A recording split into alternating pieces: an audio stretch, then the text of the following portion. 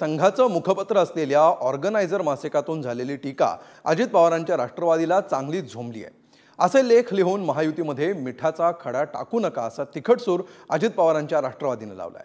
तर अजित पवारांना सोबत घेऊन वैचारिक गोंधळ निर्माण झाल्याचं मत या लेखाचे लेखक रतन शारदा यांनी मांडलंय। मवियाला या निमित्तानं टीकेची संधी मिळाली आहे, तर भाजपाकडून सारवासारव होताना दिसते।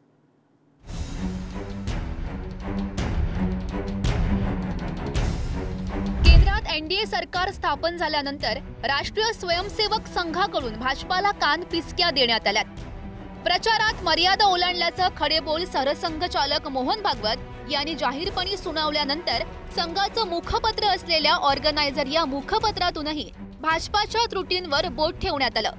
त्यात अजित पवार यांच्या राष्ट्रवादीला सोबत घेऊन भाजपानं पक्षाची ब्रँड व्हॅल्यू कमी केल्याचा ठपका ठेवण्यात आलाय।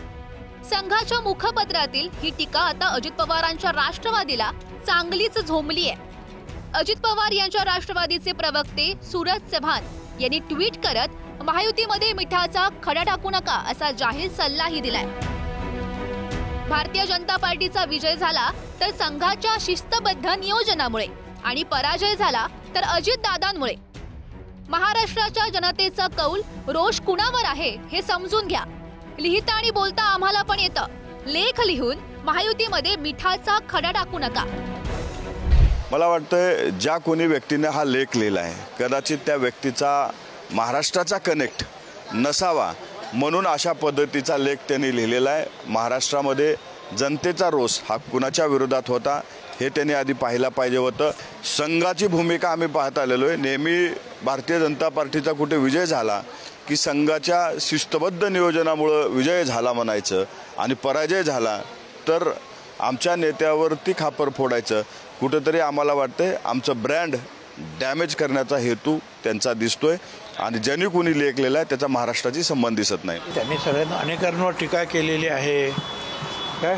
काही लोकांनी तर ते काँग्रेसचे लोक तुम्ही का घेतलेत याच्यावर सुद्धा टीका केलेली आहे। घेतलेत ना काँग्रेसचे अशोकराव चव्हाण घेतले, इथे ते देवरांचा मुलगा जो आहे तो। भारतातल्या इतर ठिकाणी काय झालं? फक्त महाराष्ट्रातच थोडा सेटबॅक बसला का? इतर ठिकाणी सुद्धा बराचसा सेटबॅक बसलेला आहे।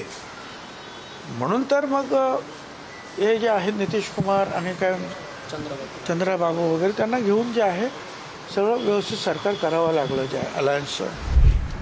दुसरीकडे हा लेख लिहिणारे राष्ट्रीय स्वयंसेवक संघाचे अभ्यासक आणि ऑर्गनायझर मधील लेखाचे लेखक रतन शारदा यांनी अजित पवारांच्या राष्ट्रवादीचे आरोप तथ्यहीन असल्याचा दावा केलाय।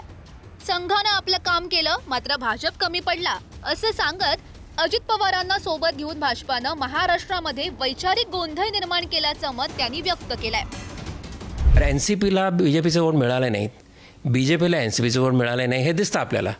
जर असं झालं असेल मग कुठेतरी कठीण आहे ना। कॉमन विचार आणून अगदी परखड असा विषय ठेवला की विकासासाठी महाराष्ट्र आम्ही काय करणार, मग एका वेळी लोक हे विसरतील। पण शिवसेना काँग्रेसमध्ये त्यांचा मोठा मतदानाचा प्रकार जो आहे तो मुस्लिम मतदान आणि इथे या बाजूला जे संघाला शिव्या द्यायचे ते लोक ते संघाबरोबर, हा जो प्रकार आहे याचा उत्तर त्यांना शोधावं लागणार आणि त्यांना काहीतरी कॉमन एजेंडा काढावा लागणार, नाही तर चूकच आहे। या वादावर भाजपाचे प्रदेशाध्यक्ष चंद्रशेखर बावनकुळेंनी सारवासारव करण्याचा प्रयत्न केलाय। अजित पवारांच्या सोबतीमुळे 2019 पेक्षा भाजपाची मतं वाढली मात्र जागा कमी झाल्या असंही त्यांनी सांगितलंय। भाजपचा विजय झाला असता तर ती संघाची शिस्तबद्ध होती, मात्र आता पराजय झाल्यानंतर त्याचं खापर जे आहे ते अजित पवार। सूरज चव्हाण काय बोलले मला माहिती नाही। तीन नेते जी त्रिमूर्ती आहेत ते काही एकमेकावर दोषारोपण करत नाहीत। त्या त्रिमूर्तींचं त्यांचं म्हणून राज्याचं एक नेतृत्व आहे, आमचं एक नेतृत्व आहे, अजितदादांचं एक आहे, एकनाथजींचं आहे, ते काय असं म्हणत नाहीत। त्यांचं म्हणणं असं की थोडं प्लस मायनस सगळ्यांचंच होत असतं, तेव्हा असं काही दोषारोपण झालेलं नाही। संघाच्या मुखपत्रातून अजित पवारांवरून जाहीरपणे कान टोचण्यात आल्यानंतर आता राज्यात विधानसभेसाठी अजित पवारांसोबतची युती सोडण्याचा निर्णय घेणार असल्याची चर्चा राजकीय वर्तुळात रंगते। विधान परिषदेच्या निवडणुकात अजित पवारांच्या राष्ट्रवादीनं महायुतीपेक्षा वेगळी भूमिका घेत आपले उमेदवार कायम ठेवलेत, तर सुनेत्रा पवार यांचा राज्यसभेचा उमेदवारी अर्ज दाखल करताना महायुतीच्या नेत्यांची अनुपस्थिती ही चर्चेचा विषय ठरते। विधानसभा निवडणुकात 80 ते 90 जागा लढवणार असल्याची घोषणाही अजित पवार यांच्या राष्ट्रवादीकडून आधीच करण्यात आली आहे. आणि हे सगळं पाहता महायुतीमध्ये येत्या काळात काय घडणार हे आता पाहावं लागणार आहे. ब्युरो रिपोर्ट, पुढारी न्यूज, मुंबई.